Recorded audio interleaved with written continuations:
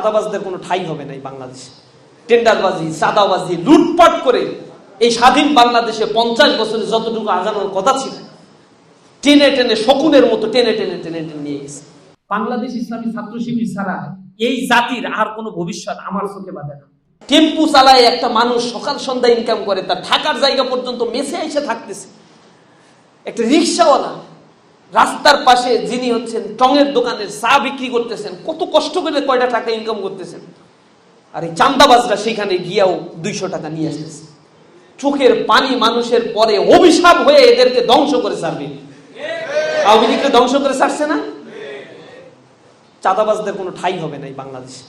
টেন্ডারবাজি, চাঁদাবাজি, লুটপাট করে এই স্বাধীন বাংলাদেশে 50 বছরে যতটুকু আগানোর কথা ছিল টেনে টেনে শকুনের মতো টেনে টেনে টেনে টেনে নিয়ে গেছে। এরা দেশকে আগাইতে দিতে চায় না, বারবার ওই 70, 72, 80 এদিকে চলে যাবে। একটা জাতি পিছনের দিকে গেলে কখনো আগায়? জাতি তো আগাবে সামনের দিকে। পৃথিবীতে তো অনেক দেশ এরকম স্বাধীনতা অর্জন করেছে। ভিয়েতনাম করেছে, সিঙ্গাপুর করেছে, হংকং করেছে, তাইওয়ান করেছে, মালয়েশিয়া করেছে, চায়না করেছে।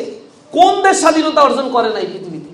কলোনি থেকে যারাই মুক্ত হয়েছে শত শত এই দেশগুলো, তারা সবসময় সামনের দিকে এগিয়ে গেছে। খালি সার্টিফিকেট নিয়ে বসে থাকলে চাকরি যেমন হয় না, যোগ্যতা লাগে, তেমনি ভাবে কর্মী হয়ে জান্নাতে যাওয়া যাবে না। কর্মীর কাজটা করতে হবে। কর্মী হয়ে খুব ডাটে ঘুরে বেড়ানো, আমি তো শিবিরের কর্মী, মানে জান্নাতের টিকিট তো মনে হয় কনফার্ম পেয়ে গেছি। কিন্তু না রে ভাই, জান্নাতের টিকিট কর্মী আর সাথী সদস্য হইলে পাওয়া যায় না। জামাত আর শিবির করলেই জান্নাতের টিকিট পাওয়া যায় না। কাজের মাধ্যমে জান্নাতের টিকিট নিশ্চিত করতে হয়। শিয়া বাটার ও ভিটামিনে সমৃদ্ধ লিলি বিউটি সোপ, তারুণ্যময় উজ্জ্বল ত্বকের জন্য। আদর্শকে কখনো মুছে দেওয়া যায় না। হিংসা বিদ্বেষ দিয়ে কোন আদর্শকে ধ্বংস করা যায় না। যেটাই আওয়ামী লীগ 15 বছর রাষ্ট্রের সকল যন্ত্র সব কিছুকে ব্যবহার করেও সাপ্রেস করার চেষ্টা করেছে, পারছে ইসলামী ছাত্র শিবিরকে দমন করতে।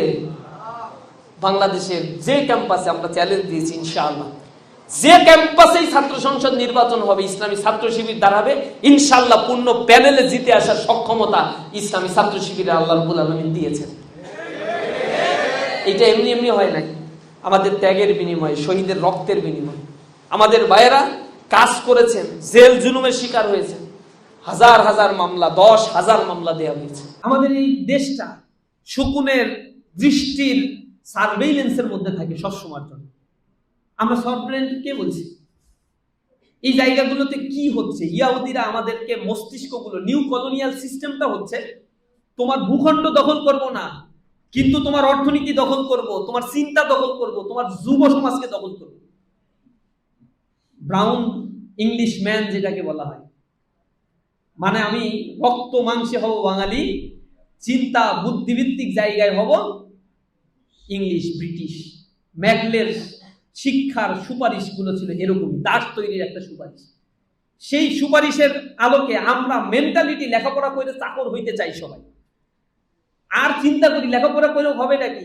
এই বাংলাদেশের ভবিষ্যৎ যদি বলতে কিছু থাকে, আমি শিবিরের কেন্দ্রীয় সভাপতি হিসেবে বলছি না, আল্লাহকে হাজির নাজির জেনে বলছি, সাক্ষী দিচ্ছি, বাংলাদেশ ইসলামী ছাত্র শিবির ছাড়া এই জাতির আর কোনো ভবিষ্যৎ আমার চোখে বাঁধে না। আমি দেখতে পাই না। এটা যদি নিউট্রাল ভাবে কেউ চিন্তা করে, সেইটা বলতে বাধ্য হবে। আমাদের মনের ভিতরে যেভাবে দেশপ্রেম আছে, আমরা যেভাবে একজন জনশক্তিকে এত কষ্ট করে তৈরি করি, দেশপ্রেমিক করে, জাতির প্রতি লায়াবল করে, দুর্নীতি মুক্ত একটা ইনসাফের সমাজ গড়ার জন্য যে কারিগর আমরা তৈরি করে যাচ্ছি, বাংলাদেশে এই মুহূর্তে কোন ছাত্র সংগঠন এরকম কাজ করে না। 20 বছর 30 বছর ধরে ছাত্র সংগঠন করে শুধুমাত্র চাঁদাবাজি করার জন্য। কোনো ওয়ে তাদের নাই।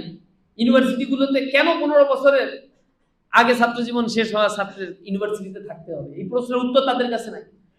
কারণ হচ্ছে 15 বছর আগে যারা তোমাদের সাথে লেখাপড়া করে বিদায় নিয়েছে, তাদের ছেলে মেয়ে হয়ে ছেলে মেয়ে বিয়ে দেওয়ার সময় হয়ে গেছে। তোমরা এখানে বসে আছো কেন? জাতি ভালোবাসে, তারা জাতিকে ভালোবাসছে, দলের আদর্শ ভালোবাসছে, কিন্তু খুবই ভেইগ একটা আইটেম। যদি তাদেরকে কমিটিতে পদ না রাখা হয়, তারেক রহমানকে নিয়ে গালি দিত, ছাড়ে না এরা। এবারে দাঁড়ায় তো তাদের নেতার নামে, যে কয়টা কমিটি দিল, বলছে চান্দা লাগলে চান্দারে নতুন করে কমিটি। এরপরে বলছে তাদের কেন্দ্রীয় সভাপতি যে এটা অবাঞ্ছিত ঘোষণা করছে, নোয়াখালীতে ঢুকতে পারবে না, অবাঞ্ছিত ঘোষণা। চিন্তা করেন, তা আমরা বলছি যে তোমরা যদি দলকেই ভালোবাসো আর ক্ষমতায় যাওয়া যদি তোমার উদ্দেশ্য না থাকে, আর যদি তুমি এমন হয় যে তুমি এই দলটা করতেছো ভালোবেসে আদর্শ বাস্তবায়নের জন্য, দেশের জন্য, তাহলে কমিটিতে পদ না পাইলে কান্নাকাটি করার কি আছে? আলহামদুলিল্লাহ বলবা, দেশের জন্য কাজ কর। তা না, আসলে ওইগুলা হাল তারা জাল মখসুস তেরা মাল, যে হাল তারা ধরে আছে এগুলো ওই হালের পেছনে আছে কোটি কোটি টাকার বাণিজ্য, সিন্ডিকেট, চাঁদাবাজি, টেন্ডারবাজি, এগুলো লুকিয়ে আছে। এবং দেশপ্রেম বিন্দু মাত্র নাই, টাকার কাছে সব বিক্রি হয়ে যায়, পাইলে তার পরিবারটাকেও বিক্রি করে দেয়। সেই কিসিমের মানুষ। এই জায়গায় বাংলাদেশের ভবিষ্যৎ ইসলামী ছাত্র শিবির ছাড়া দ্বিতীয় আর কোনো ফোর্স এই দেশে নাই। এখন সেই শিবিরের সাথী সদস্যরাও যদি তাকে না তৈরি করে, তাহলে আগামীর প্রজন্ম জেন আলফাকে কিভাবে নেতৃত্ব দেবে, জেন জেডকে কিভাবে নেতৃত্ব দেবে? জেন জেড পড়াশোনা করতেছে না, একটা মেজরিটি পার্সেন্ট, রেজাল্ট দেখলে তা বোঝা যাচ্ছে। পড়ার টেবিলে আসতে হবে। একটা জাতি কখনো মিছিল, মিটিং, সভা সমাবেশ করে গঠিত হয় না। একটা জাতি তৈরি হয় তার মেরিটোক্রেসির মধ্য দিয়ে। মেধার মূল্যায়ন একটা জাতি যখন করতে পারে, তখন সে জাতি পৃথিবীকে নেতৃত্ব দিতে পারে। আমেরিকা তার নিজের দেশের মধ্যে যুদ্ধ করে না, সে নিজেকে নিরাপদ রেখে এরপর আরেকজনকে অস্থির বানায় রাখবে, আরেকজন যেন গঠিত হতে না পারে। নিজের দেশে সে তৈরি করে রাখছে বড় বড় ইউনিভার্সিটি। ব্রিটেন তার নিজের দেশের মধ্যে তৈরি করে রাখছে বড় বড় university, Oxford, Harvard, Cambridge, California, Stamford. জ্ঞানের চর্চা করছে, মেধার চর্চা করছে, মেধাকে গবেষণায় উৎকর্ষতা সাধন করছে তারা।